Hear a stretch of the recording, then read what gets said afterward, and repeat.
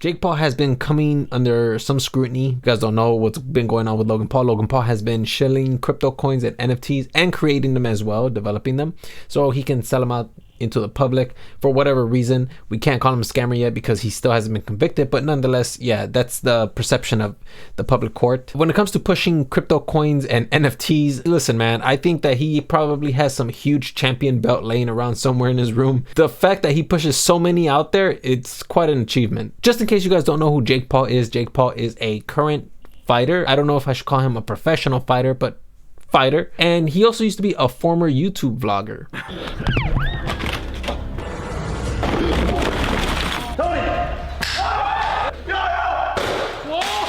When it's daylight, go outside and see the sun. The sun's out?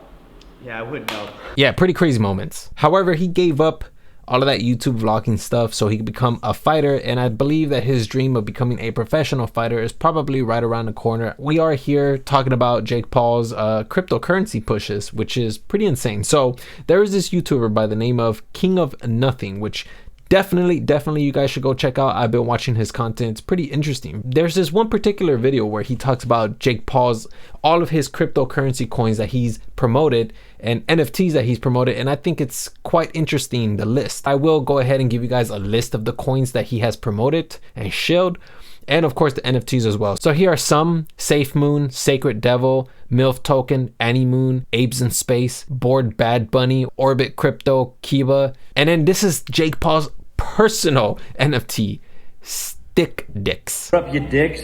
The community, violation. The cock community has grown like crazy over the past 24 hours. We're almost at 10,000 spermatosa. Some people even speculate that these were rug pulls, which I don't really know about NFT, so I can't really give you that information, but I'm sure that CoffeeZilla has covered some of these NFTs and cryptocurrency coins when Jake Paul was promoting them. I'm sure you can find them somewhere on this channel. But if you go and take a look at the video, you will see that there's a couple of graphs, and some of these graphs depict a unfortunate demise for a lot of these crypto coins, which is quite unfortunate for a lot of the investors and of course people who invest into whatever he's promoting, which is quite interesting. I don't know why somebody would want to invest into somebody who doesn't really have a keen eye for success, at least successful coins and NFTs.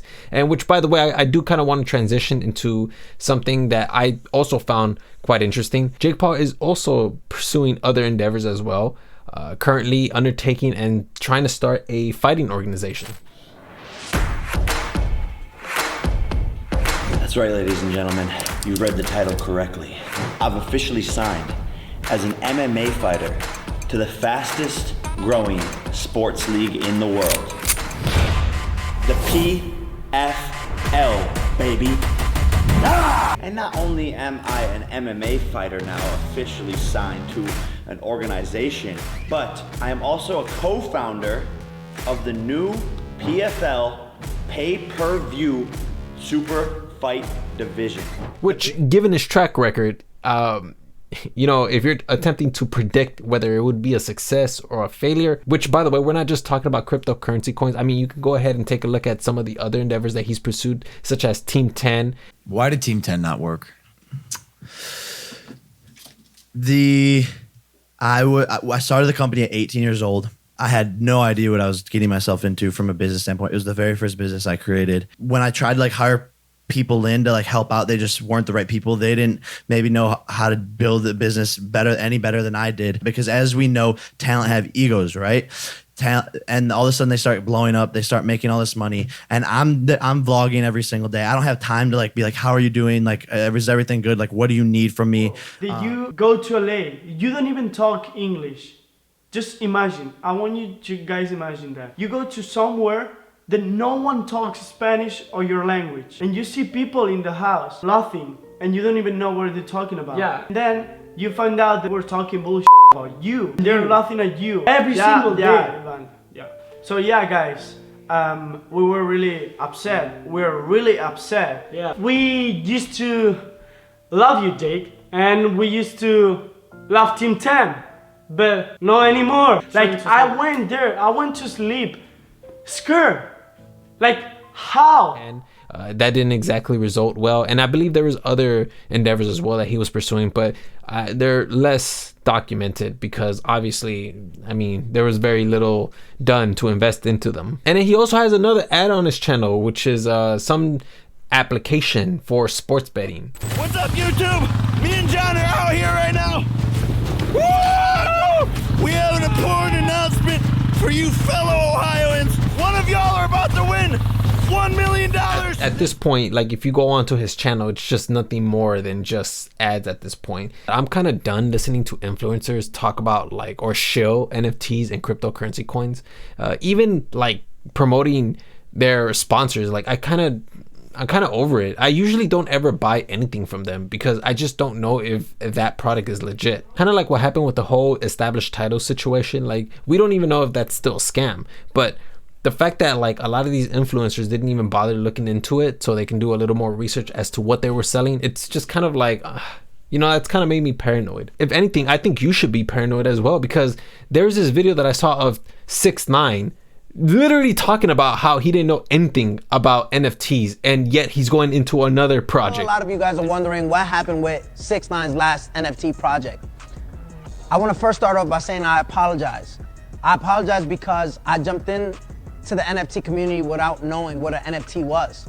I didn't know what an NFT was. I didn't know what crypto was. I wasn't well informed. It was a paid partnership that I took advantage of, and I said, you know what, let me get into something that I don't know that much about. So to all my fans who joined that, I extremely apologize for that being done. What makes this so different, what makes Gene NFT collection so different is that it's not a paid partnership. This is my brand. So with all that said, was Gene different? How did it do? Well, not great. The original price was 0.22 Ethereum, which you can now buy for 0.035 Ethereum. So the price has fallen by like 85%, and things aren't going well. It looks like more of the same. So if these influencers like promote anything that involves you and your money, I would just definitely stay away from that. Do you guys remember when cryptocurrency coins were just meant to make purchases that weren't traceable? Like this was never supposed to be like this pump and dump scheme where you take one coin, you try to hype it up, and then you have your followers buy that coin just so you can rug pull them. NFTs too. Remember when NFTs first came out, everybody thought that NFTs was going to revolutionize the way artists kind of but publish their art, their illustrative art. A lot of people thought that these NFTs were going to be able to protect artists from having their work stolen. Kind of like what's going on with the AI right now. You know how there's like 4 different AI art bots where they take artists' art from online and just kind of mesh it together and call that a piece, a beautiful piece or an illustration. I think that NFTs could have definitely helped out with that, but instead people ended up taking that entire technology, the NFT technology, and then just ended up corrupting it with money. And then this is what it ended up coming out to be. Anytime there's a pursuit for money and it involves your money, I think it's just best to stay away from it. Just, yeah, heed that warning. That's all I have for today. And yeah, hopefully you guys learned something today.